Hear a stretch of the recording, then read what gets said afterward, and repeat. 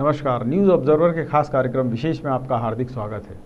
मध्य प्रदेश के मुख्यमंत्री शिवराज सिंह चौहान ने 27 विधानसभा उपचुनावों को देखते हुए एक घोषणा की है कि मध्य प्रदेश के लोगों को मध्य प्रदेश की नौकरियों में पूरी तरह से 100% आरक्षण दिया जाएगा। अब ये घोषणा ऐसी है कि जिसे लेकर कांग्रेस मन ही मन तो ये कह रही है कि ये घोषणा कहीं ना कहीं कानूनी तौर पर ठीक नहीं है, परंतु ऊपरी तौर पर सारे नेता ये कह रहे हैं कि ये घोषणा अच्छी है और कांग्रेस ने इसमें पहले ही पहल की थी। पूर्व मुख्यमंत्री दिग्विजय सिंह के कार्यकाल में ऐसी व्यवस्था बनी थी कि मध्य प्रदेश में 10वीं और 12वीं कक्षा उत्तीर्ण करने वालों को मध्य प्रदेश की नौकरियों में प्राथमिकता दी जाएगी, परंतु जब मुख्यमंत्री के रूप में बाबूलाल गौर बने तब उन्होंने इस कानून को समाप्त कर दिया और उसके बाद से यहाँ ऐसी कोई व्यवस्था नहीं थी। 15 साल भारतीय जनता पार्टी ने मध्य प्रदेश पर राज किया, उसके बाद 15 महीने कमलनाथ की सरकार आई, उस दौरान भी ये मुद्दा नहीं उठा। अब ये मुद्दा उठा है जबकि चौथी बार शिवराज सिंह चौहान मुख्यमंत्री हैं मध्य प्रदेश के और उनके सामने एक बड़ी चुनौती भी है कि वे 27 उपचुनाव में से कितने सीटों पर बीजेपी को फतेह दिला पाते हैं।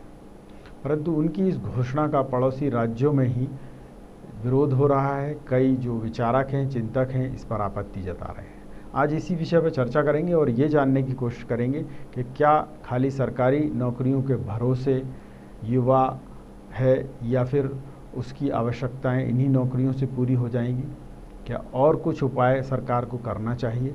आज इसी विषय पर चर्चा करेंगे और चर्चा की शुरुआत करें उससे पहले मेहमानों का परिचय। मैं बात करूं, अगर वरिष्ठ पत्रकार के रूप में चिंतक विचारक संजीव मोहन गुप्त जी हैं, वो यहाँ अपना पक्ष भी रखेंगे और बताएंगे हमें कि व्यवस्था क्या है और वाकई में इसमें क्या सुधार होना चाहिए। एक अन्य वरिष्ठ पत्रकार के रूप में राकेश दुबे जी रहेंगे, वो हमें यहाँ अपना विश्लेषण भी करके बताएंगे और समझाएंगे कि किस तरीके से ये घोषणा जो है वो फलीभूत हो सकती है। सबसे पहला सवाल संजीव जी आपसे कि जिस तरीके का ये माहौल है उसमें एक घोषणा सामने आई है, ये कितनी मुफीद साबित होगी मध्य प्रदेश के लोगों के लिए। नमस्कार। मेरा ये घोषणा कल आदरणीय मुख्यमंत्री शिवराज सिंह चौहान जी ने की है, जिसमें उन्होंने मध्य प्रदेश के युवकों के लिए कहा है कि मध्य प्रदेश के संसाधन 100% पहले उनके लिए होंगे, बाद में किसी और के लिए उस पर सोचा जा सकता है। और ये कानूनन जो है सही नहीं है, क्योंकि हिंदुस्तान के संविधान में के अनुच्छेद 15 में जो स्पष्ट है कि आप 100% आरक्षण किसी भी चीज़ में नहीं कर सकते हैं। और जो हमारा एक राइट है, हर युवक का एक राइट है, अगर वो पीएससी का एग्ज़ाम देता है तो वो बगल में राजस्थान भी है, छत्तीसगढ़ है, उत्तर प्रदेश है, वहाँ की भी वो एलिजिबिलिटी रखता है कि वहाँ पर भी वो अपने लिए रोज़गार ढूंढ सके। मेरा इसमें एक ये मत है कि सबसे पहले तो हमें ये देखना पड़ेगा कि मध्य प्रदेश में हमारे यहाँ शिक्षा व्यवस्था क्या है। अगर हम पुराने आंकड़े उठा के देखते हैं तो ये आप देखिए कि हमारे यहाँ का जो शिक्षा स्तर है दूसरे स्टेट की तुलना में वो कमज़ोर है। पहले तो हमें उसको सुदृढ़ करना चाहिए। हमारे जो युवा हैं वो बाहर जाके पढ़ रहे हैं, वो मध्य प्रदेश में पढ़ें, उस लायक पढ़ें कि जो कंपटीशन में वो बाहर जाने की उनको ज़रूरत नहीं पड़े। आज मध्य प्रदेश से मैं समझता हूँ कम से कम 10 से 12 लाख युवा जो है वो कोटा, दूसरे दिल्ली, अन्य जगह पर जाकर वो पढ़ाई करता है। आज आईटी सेक्टर की पढ़ाई इतनी इम्पोर्टेंट है जो युवा को बहुत बड़ा उछाल देती है, वेतन में भी देती है, वो अपने घर परिवार का उससे खर्चा भी उठा सकता है। उसके लिए उसको अनफॉर्चुनेटली मध्य प्रदेश में प्लेटफॉर्म नहीं मिलता। उसके लिए उसको कहीं या तो बेंगलोर जाना पड़ता है, हैदराबाद जाना पड़ता है। उस सेक्टर में भी हमारे यहाँ कोई ग्रोथ नहीं है। और आपने जैसा बताया, दिग्विजय सिंह जी के समय पे एक ये योजना आई थी कि 10वीं 12वीं जो छात्र यहाँ करते हैं उसके पीछे ये सोच रही होगी कि भाई यहाँ पढ़ेगा, यहाँ खर्चा करेगा, तो सरकार को भी उससे आय होगी बिल्कुल। और उसमें हम प्रायोरिटी दे सकते हैं। उसके बाद ये कानून बदल गया। फिर 2018 में भी अगर आप देखें तो हाई कोर्ट का भी एक ऑर्डर आया है जिसमें उन्होंने कहा है कि भाई आप 100% रिजर्वेशन नहीं कर सकते हैं। उसके बाद जो यहाँ पर इन्होंने एप्लीकेशन लगाई हुई थी सुप्रीम कोर्ट में, सरकार ने उसको भी वापस कर ली और MPPSC की भी कोई वैकेंसी 2018 से अभी तक नहीं निकाली है। सरकार सबसे पहले तो ये डाटा दे कि उन्होंने किस चीज़ को आधार बनाया है इसका। क्या मध्य प्रदेश में आज जो युवा को रोजगार मिल रहा है उसमें क्या 90% रोजगार बाहर के लोगों को मिल रहा है, क्या 10% मिल रहा है, या मध्य प्रदेश के लोगों को 90% मिल रहा है? तो उसके आंकड़े क्या, वो तो सार्वजनिक करें।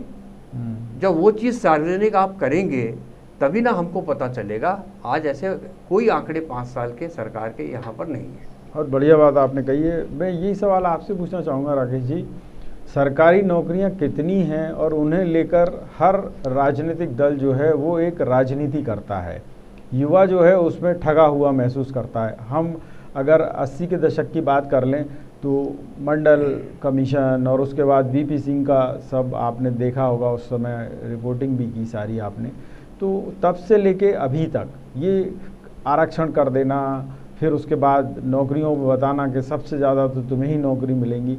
मैं आपकी नज़र से जानना चाहूँगा कि जो बात अभी संजीव जी ने उठाई है कि नौकरियां हैं कितनी, ये सामने आना चाहिए। देखिए, जहाँ तक मध्य प्रदेश की बात है तो 1 नवंबर 1950 को जब हमारा मध्य प्रदेश बना था तब से अब तक मध्य प्रदेश के लोगों में सेल्फ बिलोंगिंगनेस की बात ही नहीं आई। हम मध्य प्रदेश का स्वत्व नहीं जानते हैं, हम मध्य प्रदेश का सत्य नहीं जानते हैं, हम मध्य प्रदेश का सातत्व नहीं जानते हैं। आज शिवराज सिंह जिस बात को कर रहे हैं ये सिर्फ इलेक्शन का एक मुद्दा बन जाएगा, क्योंकि ये बिल्कुल वैसा ही है। शहर का वक्त है, जाम में शराब नहीं, ये धोखा है आफ्ताब का आफ्ताब नहीं। ये जो बात शिवराज सिंह कह रहे हैं, संजीव जी जो बात कह रहे हैं, मैं उस बात को बाद में एंडोर्स करता हूँ। पहले दूसरी बात बताता हूँ। मध्य प्रदेश 1 नवंबर 1950 को जब बना, बाकी सारे राज्य जो हैं भाषा के आधार पर बने थे। मध्य प्रदेश CP बरार, बघेलखंड, मालवा, बुंदेलखंड सबको मिलाकर बना था। हम किसी भाषा के आधार पर नहीं बने थे। हमारा स्वरूप तो अखिल भारतीय स्तर का स्वरूप था और हम अखिल भारतीय स्तर के लोगों के हिसाब से इस प्रदेश की रचना करना चाहते थे। लेकिन उस सरकार ने, इस सरकार ने या किसी सरकार ने इस दिशा पर कभी भी ध्यान नहीं दिया कि मध्य प्रदेश का युवा क्या सोचता है। आज मध्य प्रदेश के युवा में सेल्फ बिलोंगिंगनेस नहीं है। वो दम के साथ नहीं कह सकता कि ये मेरी मध्य प्रदेश की भाषा है, ये मेरे मध्य प्रदेश का कल्चर है, ये मेरे मध्य प्रदेश का काम है। अब बात नौकरी पे आती है। सरकारी नौकरियां चाहे मध्य प्रदेश हो, चाहे उत्तर प्रदेश हो या राजस्थान हो, है कितनी? जिस तरह से रिटायरमेंट की आयु बढ़ती जा रही है, जिस तरह से जीवन शक्ति और जीवन का ग्राफ बढ़ता जा रहा है, उस तरह नौकरियां तो सिमटेंगे ही। नौकरी के साथ जो सबसे बड़ी शर्त होती है और पहली शर्त होती है बुनियादी, वो होती है शिक्षा। मध्य प्रदेश माध्यमिक शिक्षा मंडल का सिलेबस देश के सिलेबसों में 21वें नंबर पर आता है। शिवराज जी जिस मॉडल स्कूल से पढ़े हुए हैं ना, उस मॉडल स्कूल का सिलेबस तब में और अब में शून्य हो गया है। सरकार को ध्यान उस तरफ देना चाहिए कि हम किस तरह का प्रोडक्ट ला रहे हैं। जिस तरह संजीव जी अभी कह रहे थे, मैं उस बात का समर्थन करता हूँ कि मध्य प्रदेश के लोगों को नौकरी के पहले शिक्षा के लिए दर दर भटकना पड़ता है, चाहे वो कोटा हो, चाहे वो हैदराबाद हो, चाहे दिल्ली हो। सरकार को काम यहाँ करना चाहिए, उस मुद्दे पर तो काम नहीं करते। मध्य प्रदेश में एक भी एक्सेलेंस इंस्टीट्यूट नहीं बना रही है सरकार। जो जितने भी आज मध्य प्रदेश नहीं, पर कांग्रेस के समय पर भी कुछ बने थे। आपको याद होगा कि ये जो मॉडल स्कूल्स हैं, फिर उसके बाद आपने देखा होगा मॉडल स्कूल बने, एक्सेलेंस कॉलेज बने। हाँ, कॉलेज भी बने थे, कांग्रेस के समय में बने थे, लेकिन उनको कायम कहाँ रख पाए सरकार। और पिछले 15 वर्ष जो शिवराज जी, नहीं, अभी शिवराज जी के समय पे भी कुछ मॉडल स्कूल बनाए गए और उनमें कोशिश की गई कि अच्छा प्रोडक्ट वो तैयार करके दे सकें। IIT और जिसको कहें PMT के, कितने साल के बाद निकलेगा वो प्रोडक्ट? आज 70 साल जो है मध्य प्रदेश को बने हुए हो गए हैं। जब हम UPSC की परीक्षा के आंकड़े देखते हैं, रिजल्ट देखते हैं, मध्य प्रदेश के लोगों का सर शर्म से झुक जाता है। आपको मैं एक चीज़ पे और जी। गौर कराना चाहूँगा। बहुत आज हम क्योंकि इस विषय पे बात कर रहे हैं जो हमारे भविष्य के लिए है, यूथ हमारा भविष्य है, और ऐसा माना जाता है कि हिंदुस्तान में आज की आबादी का 65% यूथ जो है वो हिंदुस्तान में बसता है। आप ये देखिए कि पिछले 15 साल में सरकार ने सरकारी स्कूल जो जिला स्तर पे जहाँ एडमिशन नहीं होते 15,000 स्कूल बंद किए थे। इस बार उन्होंने अभी 10 दिन पहले एक लिस्ट निकाली है, 13,500 स्कूल ये फिर बंद कर रहे हैं सरकारी। तो बच्चों को बेसिक एजुकेशन कैसे मिलेगी? आप एजुकेशन पॉलिसी इतनी बड़ी अभी मोदी जी ने अनाउंस की है, अगर आपने 15,000 पहले बंद कर दिए, 13,500 अभी आप बंद कर देंगे तो 28,000 इंस्टीट्यूट तो ये बंद हो गए आपके। अगर एडमिशन नहीं हो रहे तो उसका रीज़न क्या है? उसके पीछे सरकार काम क्यों नहीं करती?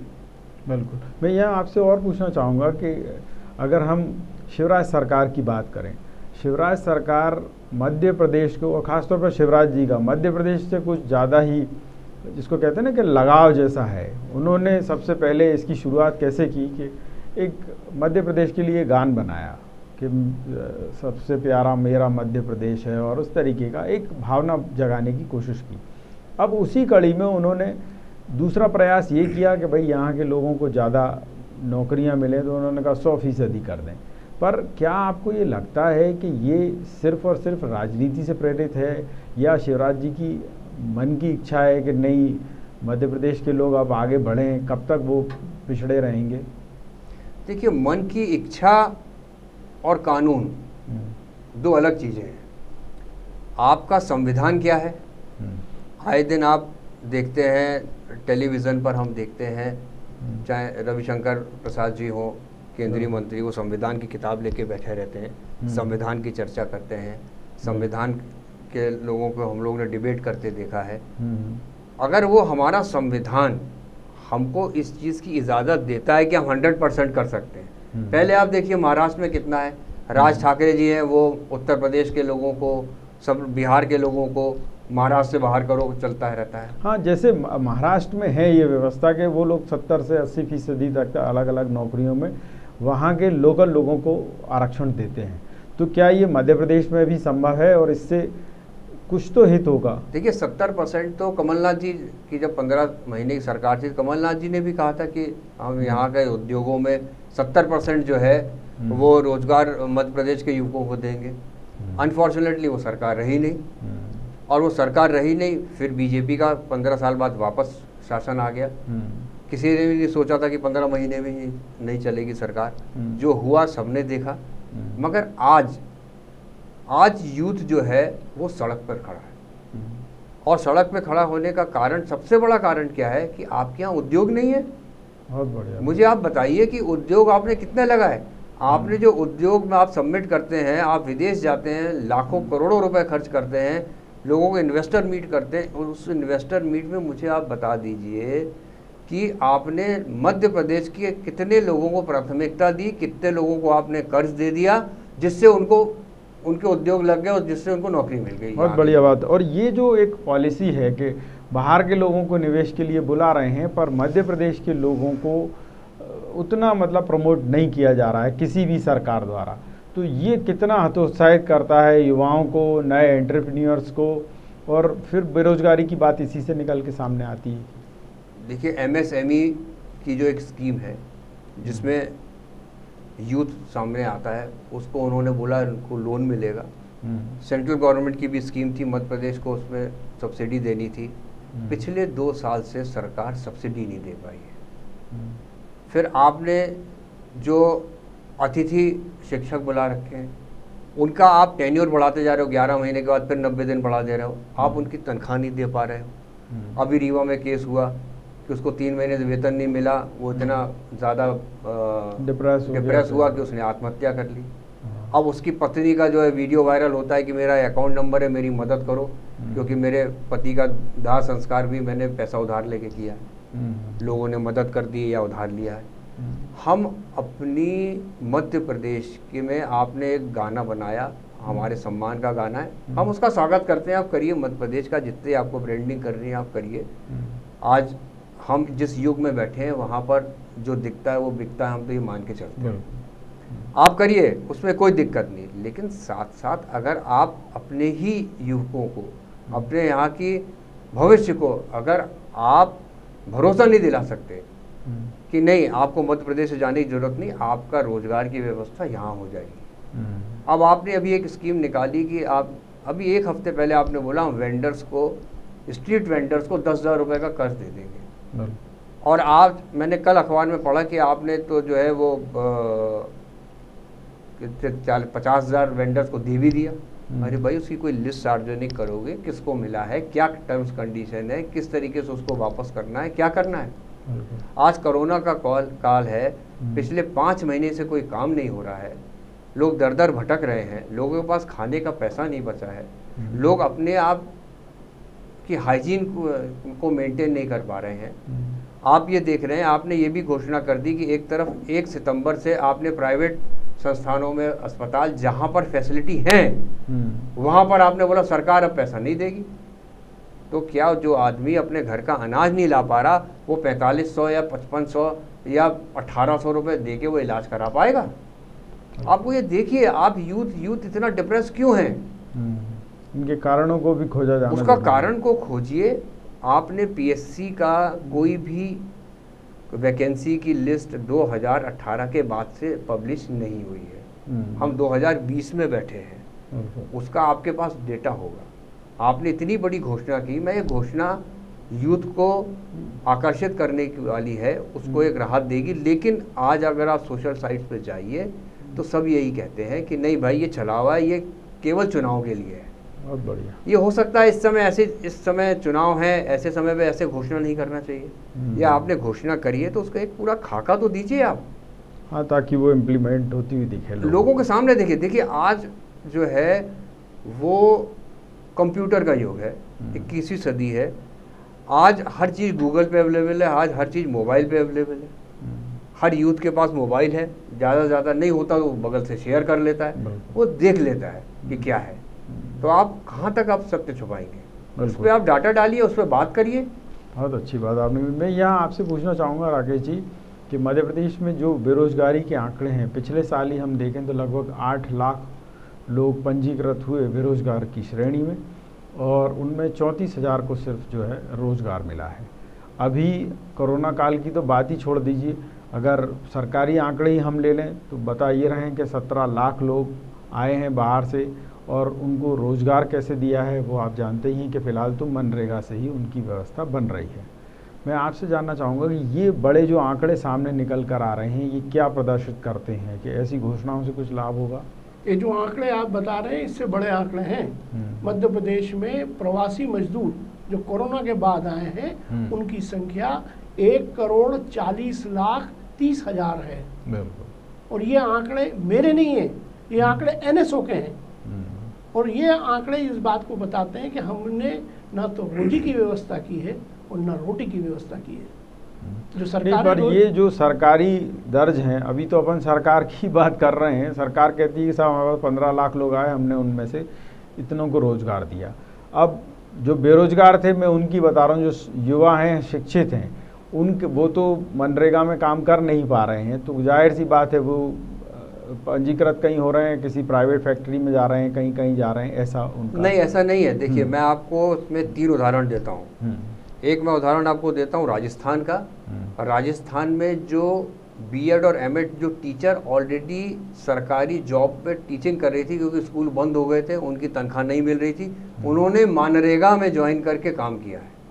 इसके प्रमाण है, इसके वीडियो भी हैं। ऐसे ही मध्य प्रदेश में भी मध्य प्रदेश में भी इस तरीके के कई ऐसे आपको उदाहरण मिलेंगे जहां पर लोग MA हैं, PhD हैं, उन्होंने मनरेगा में काम किया है। बिल्कुल ठीक है। नहीं, मैं ये जानना चाह रहा हूं कि अगर सरकार के पास 2019 की मैं बात कर रहा हूं, 8 लाख लोगों ने अगर पंजीकरण कराया, 34,000 को रोजगार दिया है, तो एक बड़ी संख्या हो जाती है कि 7.5 लाख लोग कहाँ घूम रहे हैं और क्या उनके रोजगार के लिए पहले व्यवस्था हो पाई।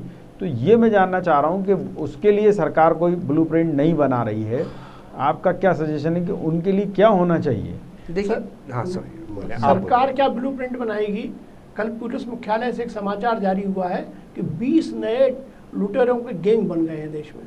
यानी इस प्रदेश के अंदर ये स्थिति ये बनती आ रही है कि बेरोजगारी के आलम के कारण लुटेरों के गैंग बढ़ रहे हैं। सरकार रोजी और रोटी दोनों की व्यवस्था नहीं कर पा रही है। जो मनरेगा की बात अभी संजीव जी कर रहे हैं, आप कर रहे हैं, ऐसे एक ने अनेक उदाहरण है कि लोग एक टाइम के भोजन के लिए कुछ भी करने को तैयार हैं। सरकार का ध्यान वहाँ होना चाहिए। आज सरकार का ध्यान ये है कि हमें नौकरी 100% दे दो, कि जब आपके पास है ही नहीं तो आप नौकरी कहाँ से देंगे? नहीं, पर एक बात और भी है, मैं आपसे ये भी पूछना चाहूँगा कि क्या ये एक सोची समझी राजनीतिक पहल या जिसको कहें कूटनीतिक पहल भी तो हो सकती है, और क्या इसमें आपको लगता है कि संघ की भागीदारी होगी? देखिए, चाहे संघ की भागीदारी हो ना हो, नीति विचारधारा के लिए नहीं बनती, नीति राजनीतिक दल के लिए नहीं बनती, नीति राज्य के कल्याण के लिए बनती है। और इन्होंने राज्य के कल्याण की नीति नहीं बनाई है ये। अगर राज्य के कल्याण की नीति बनाई होती तो पहले ये तय करते कि हमारे पास कितनी जगह है और हम कितने लोगों को आज अकोमोडेट करके बताएंगे। आज स्थिति ये है कि आपको खुद नहीं मालूम है सरकार को कि उसके पास कितनी वैकेंसियां 2020 के दिसंबर में होंगी। सामान्य प्रशासन विभाग के सचिव से सुबह मेरी इस विषय पर बात हुई। उनके पास ये आंकड़े नहीं हैं कि मध्य प्रदेश में दिसंबर 2020 में कितने पद खाली होने वाले हैं, तो किसको नौकरी देंगे?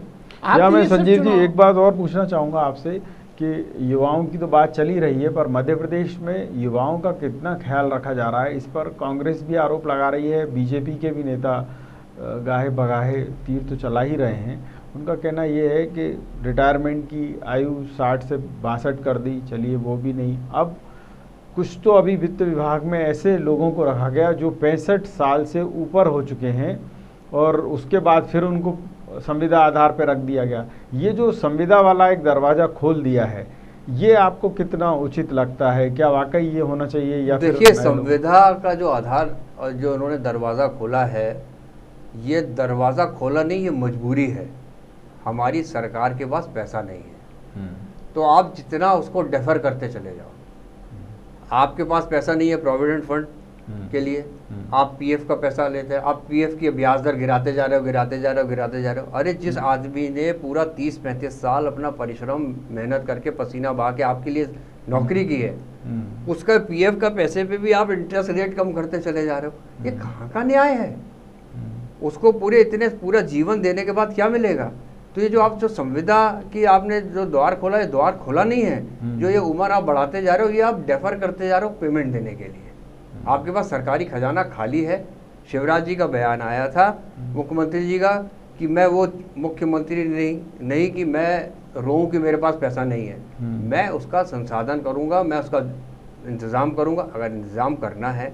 मेरा आपसे एक बहुत छोटा सा एक पॉइंट है, अगर आप उस पर ध्यान दें, मैं राकेश जी से भी बोलूँगा वो भी उस पर ध्यान दें कि जब से सरकार बनी है, आप सरकार बनी, पहले शिवराज जी मंत्रिमंडल नहीं बना पाए, उसमें लगे रहे, अकेले मुख्यमंत्री रह के उन्होंने पूरे सारे विभाग संभाले। फिर उसके बाद जितने आईएएस, कौन सा ऐसा डिपार्टमेंट है जिसमें तबादले नहीं हुए? सारे सरकारी अधिकारी इधर से उधर हो गए। तो मुझे अब बताइए, उसके बाद जैसे जैसे मंत्रिमंडल बना 5 लोग का, फिर उसके बाद बना, अभी उसमें भी है कि साहब आपने कोटे से ज़्यादा बना लिया, उसमें भी आपको हटाने। फिर अभी आपके चुनाव सर पे हैं, चुनाव की कोई तारीख नहीं तय है। अभी ये भी चल रहा है कि साहब उसमें से 2 मंत्री जो हैं वो इतने साल के बाद का इतिहास होगा कि फिर वो रिज़ाइन करेंगे, फिर वो बनेंगे। फिर उसके बाद आप यूथ की आप बात करते हो, यूथ में अगर आप बोलते हैं ज्योतिरादित्य सिंधिया जी चले गए कांग्रेस पार्टी से, तो यूथ को आप वो नहीं कर रहे हो, उनको तो आप यूथ मान रहे हो, लेकिन आपका जो यूथ खुद भूखा और बेरोजगार घूम रहा है, उस यूथ की चिंता आप नहीं कर रहे हो। राजनीतिक यूथ की चिंता है आपको। और आपके यहाँ जो खुद यहाँ पर बसा है, जो पैदा हुआ है, पढ़ा लिखा है, बड़ा हुआ है, उसके बेरोजगार की चिंता नहीं है, वो यूथ तो नहीं है क्या? इसी के लिए तो उन्होंने कहा है कि मध्य प्रदेश की सारी नौकरियां उन्हीं युवाओं के लिए। सर, क्या ये संविधान में अलाउड है? नहीं है। सुप्रीम कोर्ट के भी 5 जजों की बेंच इस पर अपना निर्णय दे चुकी है। अगर आप देखेंगे, आज मैं ट्वीट्स भी देख रहा था, बड़े बड़े जो वरिष्ठ अधिवक्ता हैं हमारे देश के, चाहे विवेक तनखा जी हो, उनका ट्वीट आप देखिए, कपिल सिब्बल जी हो, उनका ट्वीट देखिए, भोपाल के दीपेश जोशी वकील हैं, उनका आप देखिए। मेरी उनसे भी चर्चा हुई इस बात पे कि क्या है, क्या संविधान है। कल एक वीडियो भी वायरल काफ़ी हुआ एक दुबे जी का, उन्होंने बताया कि आपके यहाँ पिटीशन नंबर ये हाई कोर्ट में 2018 में लगी थी, उसमें भी यही निर्णय हुआ था कि आप नहीं ले सकते, 100% आप नहीं डिक्लेयर कर सकते। जब आपको सब पता है, इसीलिए शिवराज जी ने अपने वीडियो में कहा कि इसके हम कानूनन बनाने जा रहे हैं, कानून के प्रावधान पर काम कर रहे हैं। या तो आप घोषणा कर लो पहले, आप प्रावधान पे काम करके फिर घोषणा करो, या आपने घोषणा कर दी है तो आप उस चीज़ को डिक्लेयर तो करो, उसका एक डाटा डिक्लेयर करो कि भैया हमारे यहाँ हमने 5 साल में ये देखा कि इतनी हमारे यहाँ नौकरियाँ थी, उस नौकरी में 80% 90% बाहर के लोगों को मिल गई, मध्य प्रदेश के लोगों को नहीं मिली, इसलिए हम ये कर रहे हैं। बहुत बढ़िया। ये राकेश जी मैं आपसे जानना चाहूँगा कि मध्य प्रदेश का युवा जो है वो ठीक है, शैक्षिक तौर पर अन्य राज्य जो पड़ोसी हैं, खासतौर पर यूपी है, राजस्थान है, इनके या दिल्ली है, हमें उनके तुलना में बहुत पीछे हम रहते हैं। तो मध्य प्रदेश के युवा के लिए अगर एक सर्टेन आरक्षण आ जाए तो फिलहाल उसमें क्या बुराई है? उससे तो युवा कहीं ना कहीं थोड़ा सा तो स्ट्रेंथन होगा। प्रकाश जी, युवा आदमी कब होता है? जब बच्चा होता है। जिस मध्य प्रदेश में कुपोषण की दर 42% हो, वहाँ आप किस प्रकार के युवा की उम्मीद करेंगे? सिलेबस कितना अच्छा बना लीजिए, पढ़ने वाले विद्यार्थी अगर कुपोषित हैं और 42% अगर हमारे यहाँ कुपोषण की दर है तो बच्चे कहाँ निकलेंगे? नहीं, पर जिस तरह से महाराष्ट्र या साउथ में आप देखिए, वहाँ के लोगों को नौकरियों में रिजर्वेशन है कि वहाँ 70 से 80% तक लोग उन्हीं की एरिया के रहते हैं। नहीं, नौकरी में वोकल फॉर लोकल वाली जो थीम है वो वहाँ पहले से चली आ रही है। इस बात का समर्थन करता हूँ कि मध्य प्रदेश के लोगों को अधिकतम रोजगार मिलना चाहिए, पर संविधान प्रदत्त होना चाहिए और मध्य प्रदेश को अपने युवाओं को इस स्तर का तैयार करना चाहिए कि हमें बाहर से कहीं प्रतिभा खोजने की जरूरत ही ना पड़े। बिल्कुल।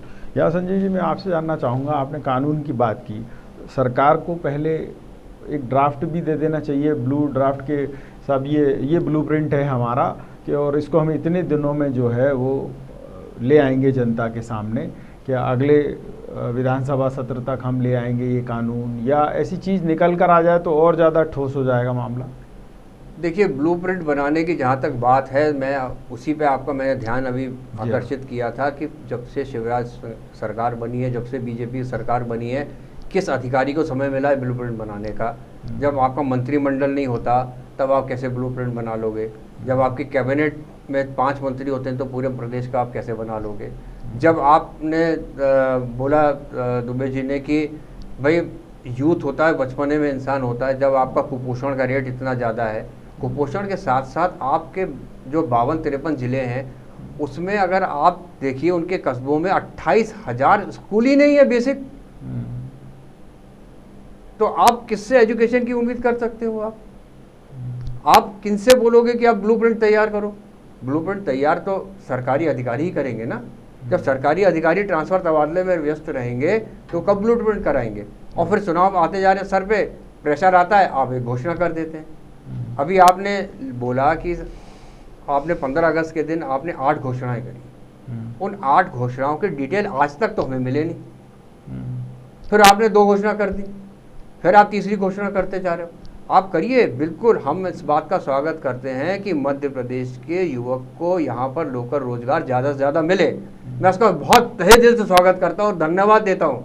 मैंने अपने सोशल मीडिया पे भी, मैं अखबार में कॉलम लिखता हूँ, उसमें भी मैंने शिवराज सिंह जी का धन्यवाद कहा है, लेकिन मैंने उसमें कहा है कि इसका आप एक ब्लूप्रिंट दीजिए क्या है, और अगर कानूनन ये चीज़ हमको, हमारा संविधान इसकी हमें इजाज़त नहीं देता तो जिस चीज़ की इजाज़त देता वहाँ तक बोलिए, ताकि हमारे यूथ को भ्रमित नहीं होना चाहिए। बहुत अच्छी। एक बात और, चूँकि आप एक सफल उद्यमी भी हैं, तो मैं आपसे ये भी जानना चाहूँगा कि जो यहाँ का छोटा उद्योग है, जो यहाँ नए युवा हैं जो चाहते हैं कि उनके उद्योग को थोड़ा सा और प्रोत्साहन मिले सरकार से, चाहे वो इंफ्रास्ट्रक्चर में मिले, चाहे जिसको कहते हैं ना कि बिजली पानी और इन्हीं सुविधाओं में मिले, क्या कोरोना काल में सरकार ने कुछ ऐसा किया उद्योगों के लिए?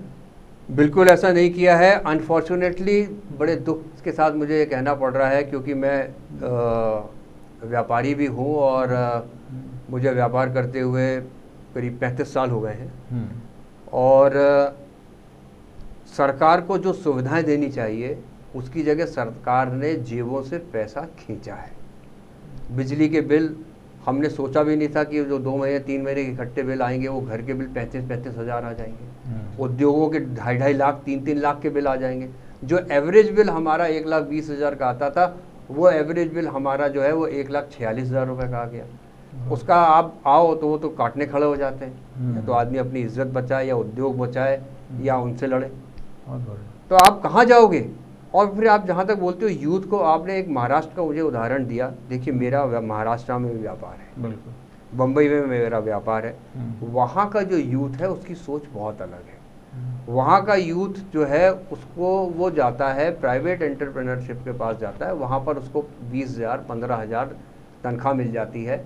तो वो कम से कम एक लोकल ट्रेन में वहाँ पर इस तरीके की व्यवस्थाएं हैं कि एक इंसान अगर उसको 10,000 रुपये मिलता है तो वो अपना घर चला लेता है। जो आपका माइग्रेंट लेबर है वो बड़े शहरों में क्यों जाता है? उनको क्या मिलता है? 400-500 रुपये पर डे। लेकिन वहाँ काम है तो उसको स्थायी रोजगार मिल जाता है। 500 रुपये से उसको 30 दिन में उसने काम किया और अगर 25 दिन भी उसने काम किया तो उसको 15-20 हज़ार रुपये मिल जाता है। वो 5,000 घर भेज देता है, उसके गाँव में उसका खर्चा चल जाता है, वहाँ से उसकी खाद्यान्न वो अपने खेत से उगा लेते हैं और 10,000 रुपये वो एक झोपड़ी में रह के और अपना पालन पोषण करता है। आज आप भोपाल में आप देख लीजिए, आप यहाँ पर जो सब्जी के रेट हैं, जो राशन के रेट हैं, आप देख लीजिए सरकार अखबार में विज्ञापन छापती है कि आलू इतने रुपए किलो, जो वो आपके घर में वो लेके आता है आलू बेचने तो वो उससे 20 रुपये महंगा बेचता है। तो सरकार को कोऑर्डिनेशन करने की ज़रूरत है, सरकार को एक खाका तैयार करने की ज़रूरत है। और सरकार को मैं बार बार ये कहता हूं, नहीं लगता कि इसमें जो बुद्धिजीवी हैं, क्योंकि पहले होता था कि सरकार उन लोगों की सलाह लेके और फिर कोई नीति घोषित करती थी, अभी ये कमी हो गई है कि किसी से सलाह मशवरा किया ही नहीं जा रहा। 4 लोगों ने कहा आज ये घोषणा कर दो, उन्होंने कहा कर दी। देखिए ये बहुत दुर्भाग्य की बात है कि पहले बुद्धिजीवियों के साथ, सामाजिक कार्यकर्ताओं के साथ जिनका एक रसूख होता था उन लोगों को जोड़ के एक समिति बनाती थी। जब ये कोरोना काल में समिति बनी तो मैंने अपने लेख में लिखा कि शिवराज जी को ये चाहिए कि आप डिफरेंट सेक्टर से, सेगमेंट से सोसाइटी के लोगों को ले उस कमेटी में जोड़ें। केवल आप 4 मंत्री 3 मंत्री के भरोसे ना रहें, बिल्कुल आप उनको जोड़ें। देखिए IAS का जुड़ना, अधिकारियों को जोड़ना तो वाजिब है क्योंकि वो फंक्शनरी है, बनाएंगे, बिल्कुल वो तो प्रशासन चला ही रहे हैं, तो वो कार्यपालिका है, वो काम करेंगे। लेकिन आप उन लोगों को तो जुड़ाइए कि जिनका सोशल वर्क में एक्सपीरियंस है, जो गांव में जा रहे हैं, जो देख रहे हैं, हाँ, जो रूबरू जो बुद्धिजीवी है, जो आंकड़े जानता है, जो समझता है कि बीमारी क्या है। अब आप वायरस की बीमारी बोल देते हैं, उस समय आपने बोल दिया कि एक सर्दी जुकाम से ज़्यादा नहीं है। अगर सर्दी जुकाम से ज़्यादा नहीं है तो हमारे यहाँ इतनी मौतें कैसे हो रही हैं? आज हिंदुस्तान में 50,000 से ऊपर का आंकड़ा हो गया, आज हम 27 लाख लोग संक्रमित हो गए। आपका रेशो बेटर है, लेकिन आप ये देखिए कि दूसरी जगह आपके यहाँ कितने कोविड अस्पताल हैं। बिल्कुल। तो कुल मिला के आपका सजेशन यही है कि ज़्यादा से ज़्यादा जो लोकल वाली बात है, वोकल फॉर लोकल, जो PM मोदी ने कहा है वो यहाँ और होना चाहिए। तो ये local for vocal Modi ji का बहुत अच्छा नारा है और मैं तहे दिल से चाहूँगा कि मोदी जी इस नारे को सफल नहीं करें, उसके ज़मीन पे उतारें। बहुत बढ़िया बात कही है और मेरे पास चर्चा का इतना ही समय था। आप दोनों मेहमानों का मैं चलते चलते आपसे एक चीज़ और कहना चाहूँगा कि रीवा में 750 मेगावाट का सोलर प्लांट लगा है। गुड़ विधानसभा क्षेत्र में वो लगा है। मैं सन 96 में वहाँ से चुनाव लड़ा था, उपचुनाव। मैं इतना जानता हूँ कि रीवा शहर और उस गुड़ क्षेत्र के लोगों के में जो रोजगार वहाँ पर है, उसका आंकड़े आप निकाल के सरकार के सामने रख दीजिए कि वहाँ लोकल रोजगार कितना दिया गया।